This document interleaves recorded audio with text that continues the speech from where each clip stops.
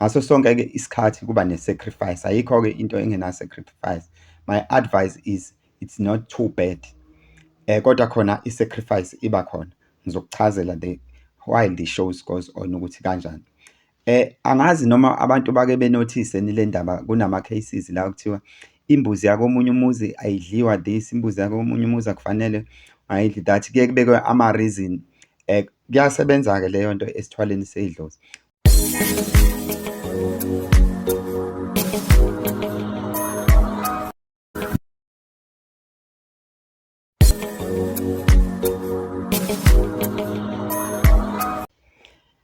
Siphinde sinibingelele babukeli bekama-VTV with Prince Bheka umndeni kaZulu. Seziningi-ke izinto esiyikhulumile bafowethu since yaqala i-channel. First and foremost, I need to thank the subscribers and the viewers. Siyabonga kakhulu ukubukela kwenu nokusubscribe kwenu. High five kuleyo ndawo. Ngoba ngishilo ngathi ziningi izinto esesike sakhuluma ngazo futhi ezinye ezizwakala kwamanye ama-channel, kodwa siyazama ngakho konke okusemandleni ukuthi ngaso sonke isikhathi into esikhuluma ngayo siba nokuxwayisa abantu. Inhloso yethu enkulu mangabe sikhuluma ngalezi zinto sifuna ukuthi umuntu exwaye, kodwa ngebhadi abantu abaxwaye basasilethela izikhalo besho ukuthi ngirojiwe this and that, this and that, this and that. Ya, kodwa-ke siyethemba ukuthi one day abantu boze bevuleka amehlo. Asisho ukuthi thina simsulwa kunabanye. Cha, mase ngicela ukucela labafowethu laba abanye abathi babelaphi noma babelaphi bendabuko abaye befone bengisendele o-WhatsApp bezenze abantu abama-private candidate like ukuthi ucela usizo. Kuney'khathi engeke ngithi kuzona ngicela umuntu engifonele ngikhulume naye eceleni, umuntu masezenza ngathi ucela usizo ecela izinto ey'ningi, mina ngibe sengikwazi ukubona ukuthi lo inyanga lena isiyasika manje, kodwa ifuna ungaceli iy'nto ey'ningi ngoba ngisuke ngingeze ukukukhokhisa mali, ngisuke ngikuphi iresiphi kobe sekuwena nje oyibongelayo. Engunothisayo futhi iy'nto ey'ningi esikhuluma ngazo ma una-30 kuya phansi kukancane uyi-understand ma ungekho spiritually gifted. Sisazo-socialize, iningi izinto esisazokhuluma ngazo. Kodwa ma una-30 kuya ku-45 maningi amathuba ukuthi usilalele, kusuka ku-45 futhi kuya phezulu to the infinite, maningi amathuba ukuthi usi-understand. Kodwa nakhona akudingi ukuthi uze usinikeze iy'ndlebe zakho, kodwa kudinga i-wisdom. Abantu abaningi abasheshe besithole abantu aba-spiritually gifted ngokomoya. Ngixolise ukuklanta, ngicela ukungena odabeni. Namuhla-ke ngizokhuluma ngesithwalo esingadumile kodwa okuyisona esisebenzela abantu abaningi, futhi abanye bayasisebenzisa kodwa abazi ukuthi bayasisebenzisa, baye bethi balandela usiko noma inqubomgomo yasekhaya. Ngikhuluma ngesithwalo sedlozi. Asikho isithwalo esihle njengesedlozi. Yize-ke uma ngabe kwenziwa isithwalo sedlozi sengiye ngizwa abantu bethi kufuneka kuhlangane umndeni. Yebo gogo, sengizwe-ke abantu bethi kufuneka kuhlangane umndeni ukhulume ukuthi hayi asihambeni siyokwenza idlozi. No, it's the wrong information. Lento yesithwalo sedlozi yenziwa i-head of the family, umuntu in charge yokushiseni impepho, kodwa uxoxa nomuntu omdala la ekhaya kunaye ukuthi bayolungisa umsamo. Ma befika laphana masebenza lento, ma benikwa-ke leya nto kuthi iwe kufuneka nenze kanjena. Ngaso sonke-ke isikhathi kuba ne-sacrifice, ayikho-ke into engena-sacrifice. My advice is it's not too bad. Kodwa khona i-sacrifice iba khona. Ngizokuchazela while the show goes on ukuthi kanjani. Angazi noma abantu bake benothise le ndaba, kunama-cases la kuthiwa imbuzi yakomunye umuzi ayidliwa this, imbuzi yakomunye umuzi akufanele ayidli that. Kuye kubekwe ama-reason. Kuyasebenza-ke leyo nto esithwaleni sey'dlozi. Kwakade kugwenya zona-ke ukuthi ungayifaki ogibeni ngoba ugcina uyigaxelisa ogibeni, kanti abantu bebezenzela isithwalo sedlozi. Basenza kanjani-ke isithwalo sedlozi? Uma ngabe benza isithwalo sedlozi-ke bahamba benze indaba yembuzi engadingi ukuthi isetshenziswe yifemeli, mase kuba khona ezodliwa yifemeli, kuba like benza umsebenzi. Imfihlo enkulu abantu abangayazi, kunembuzi yenziwe iphekwe, yenziwe yonke into, igilwe yonke imigilingwane, Ishisela impepho-ke imbuzi isikhathi esiningi, kancane ukuthi imbuzi ingashiselwa impepho. Kusuke kubikwa-ke edlozini ukuthi kwenziwani manje. Akwenziwa into ey'ningi lokhu kwenziwa ama-sacrifice, kodwa kunemkhutshana e-behind. Angazi noma ngingayisho yini. Okay, enkosi. Ngeke ngize ngiyichaze imkhutshana ngoba kuno-advisor phela engikhuluma nawo uma ngabe kwesinye isikhathi uma ngingasazi ukuthi into kumele ngiyichaze noma ngingayichazi, kodwa ngizokunika i-clue for the sake of your life. Le mbuzi-ke enye-ke iye ithathwe uma isiyogqitshwa laphana esangweni. Kusuke kubikiwe ukuthi kunabantu abazofika okungesibo abala ekhaya, nabantu engabala ekhaya. Angithi kwenzela ukungalahlwa umndeni ongwala ekhaya kodwa ongekho ngesikhathi kwenziwa le mgilingane. Kukhulunyiwe nkathi kushiswa impepho laphana emsamu ukuthi kunabantu abazofika okungesibo bala ekhaya. Yonke izinto ezinhle izofika nalabantu kufuneke yisale la ekhaya, kodwa ongwala ekhaya okwabo bephucwe bethathe okubi kwala ekhaya, kodwa ongwala ekhaya kufuneka efike ecoshe khona engene nakho la ekhaya, okubi kusale laphana khona kuzothathwa yilaba bokufika. Angazi-ke ngizothini ngalabo mafika ekuseni emzini yabantu uma ngabe kuhlatshiwe noma kunomsebenzi okhona. Kuye kwenziwe ngomnyoninco-ke leya nto, kube sengathi kade kupendwe izindlu, kulungiswa negceke, ukuze ungaboni kade kucentwa kwenziwa yonke into, ukuze ungakwazi ukunothisa uma ngabe ungena esangweni ukuthi hayi bo, there is something hidden noma kunento egqitshiwe. Kwenzelwa ukuthi wena unganaki ngoba wena usuke uyijahele ukuzodla. Imikhuba-ke eyenzakalayo lapha, abantu abafika lapho-ke imvamisa bavamise ukuthi uma beqe laphana iy'nhlahla zabo yisale ngaphakathi la ekhaya, befike bejabule la ekhaya. Nkathi bejabula kuphakama idlozi la ekhaya. Maliphakama leli dlozi-ke iy'nhlahla zabo sey'phakamela abantu bala ekhaya. Amabhadi ala ekhaya nkathi baphuma nawo. Mase kubonakala umndeni usucebile. Lesi sithwalo-ke umuntu osuke esenzile akaxoxi nabo abantu, uxoxa nomdala la ekhaya. Uma engekho omdala uye ebe esesenza nje yedwa ngoba akukho muntu okuzothiwa uzofa, uzobanjani. Akukho into ekuzothiwa iyabulala, kodwa i-sacrifice ibe khona yegazi. Usazozwa uma ngiqhubeka nayo le ndaba ukuthi kanjani ngoba isephakathi. Kuye kube-ke semva kwalapho-ke sebexoshwa abantu, sekuthathwa-ke nezinto ngoba uma benza lento benza sure ukuthi bayagcina izinto ey'ngamasiko enziwa yinoma yiyiphi imizi nje uma ngabe kwenziwa umsebenzi, njengokuthatha amathambo athize eshiswe, kuthiwa abantu abahambe bexoshwe, kusuke kusazogcina olunye usiko. Leso sithwalo akeve sicebisana-ke futhi imfanayo ngoba kuceba ngisho iy'ngane ey'ngakazalwa zala ekhaya.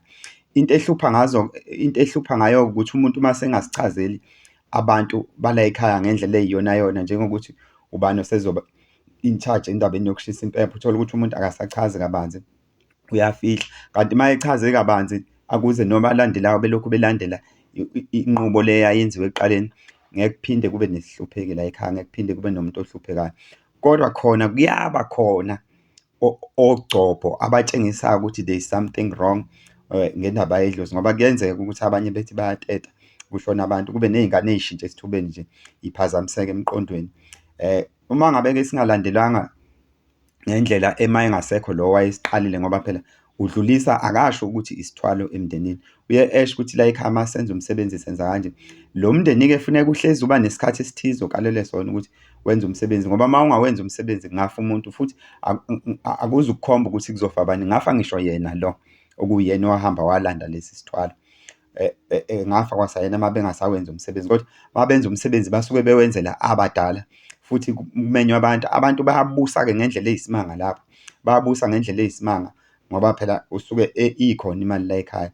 Ney'ngane zakhona ziba nenhlahla nje, uthole ukuthi bonke abantu bakhona iyenzeka into.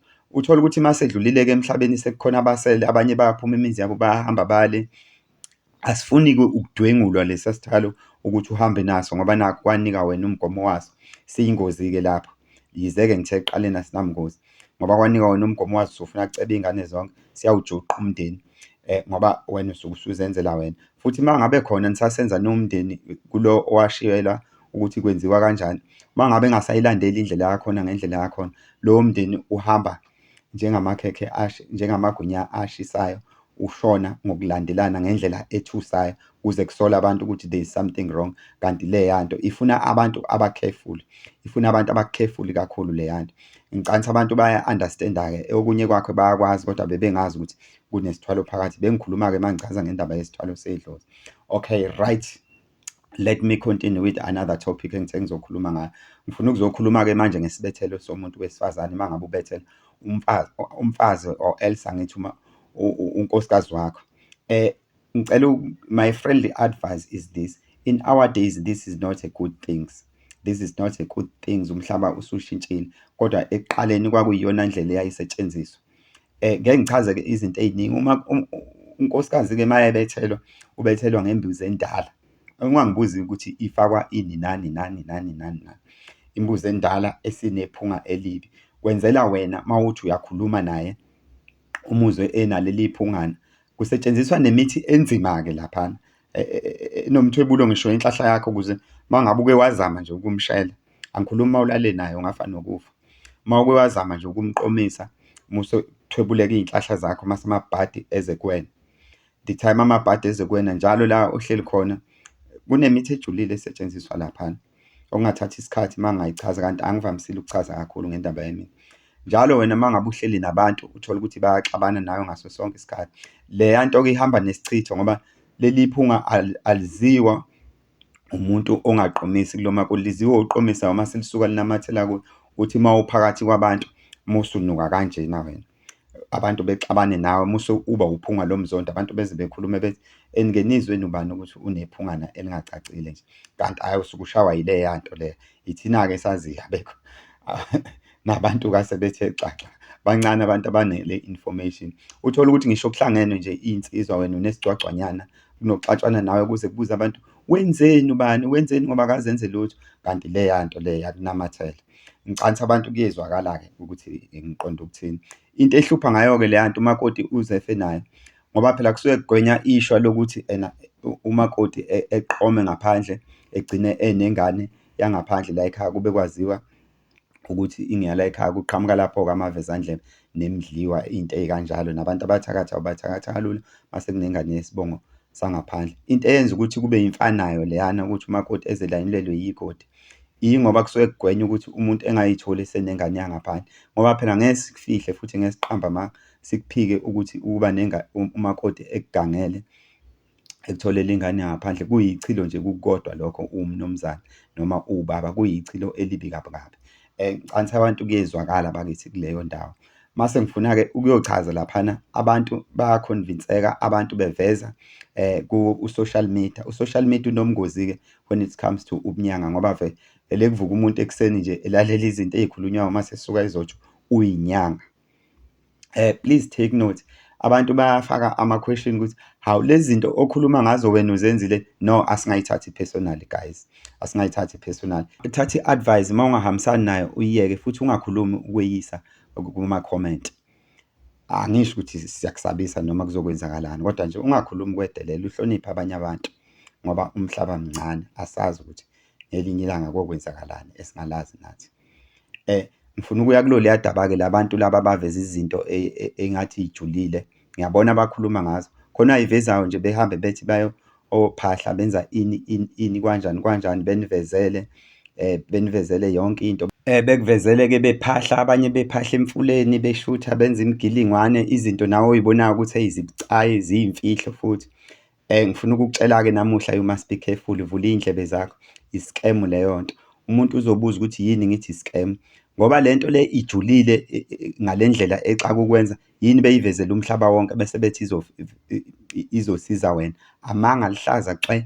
Angisho ukuthi ngibheke kubani, angikho personal, kodwa nje umuntu owenza leyo mgilingwane, kukhona izinto futhi ekulungile beyiveze, kodwa mase bekuvezela into ejulile ukuthi izokusiza, abowazi ukuthi nayi sekune-scam phakathi. It's a campaign, it's an advertising campaign. Kuyaqanjwa-ke amanga uma kwenziwa i-advertising campaign, noma yikuphi nje. Yebo gogo, noma yikuphi amanga ayaqanjwa. Into ethi angithi i-scam leso, yini uma ngabe bephahla bona, bephahlela umsamo wabo noma izinto zabo ebenza baphumelele, bengakuvezi kubuke umhlaba wonke. Yini lokhu abazokunika wona bekuveze kubuke umhlaba wonke? Usho ukuthi namanje awuboni uma ngichaza kanjalo ukuthi i-scam leso? Ukube akusisi i-scam, ngabe nabo uma bephahla bethatha yonke amandla abanawo abawathathayo, ngabe beyakuvezela ukuthi mina amandla ngawathola kanje? Ngezwa mayexoxela, ngoba kusuke kungashuthwa lutho. ngabe bayakuvezela nabo beyishuthi bethatha amandla benza yonke into yini bayazi ukuthi i-sacred most of the time iyimfihlo noma ukuthatha amandla ngingasho ukuthi ukuthwala ngoba abantu bathanda ukuthwala indaba zokuthwala ukuthatha amandla kuyimfihlo kodwa wena la mandla bazowanika wona bayawa-expose. You must be careful guy kade kwasakudlalwa ngani nje you must be careful. Le nto-ke ngicela ukusho ukuthi maningi amanye umsebenzi sesiwunwebile kade kwasangichaza ngoba asikhulumi ngento eyodwa sisazoveza amanye ama-episode. Sisafuna ukuthi ukuma kancane ukukhuluma ngezinto ey'phathelene nalezi zomnyaka ngoba abantu bayakhala bathi sikhuluma izinto ey'ningi kakhulu sigcine siba-confuse-a basathi benza lokhu sesisho okunye besathi benza lokhu kodwa asizukuma sizowaphosta amavidiyo senzela ukuthi singami kwi-channel singaphosti sobe siphosta omunye umsebenzi usu-introduce-iwe. Siyabonga-ke. Please don't forget to subscribe, share, like and comment. The name of the channel is Kamavi TV with Prince Bheki kaZulu. Siyabonga. Salute. Next time ngizokhuluma ngoBaba uShembe uThengule lenkosazana, not comparing with the other abaholi. Ngizobe ngikhuluma nje ngemfihlo yakhe mhlawumbe abanye abantu bengathanda ukuyazi abangayazi. Angayikhohlwa indaba yokuthi ngathi ngizokhuluma ngo-cryptocurrency no-Bitcoin. Abalinde abantu ningajahi siyeza. Siyabonga. Ngiyaleboga. Danke.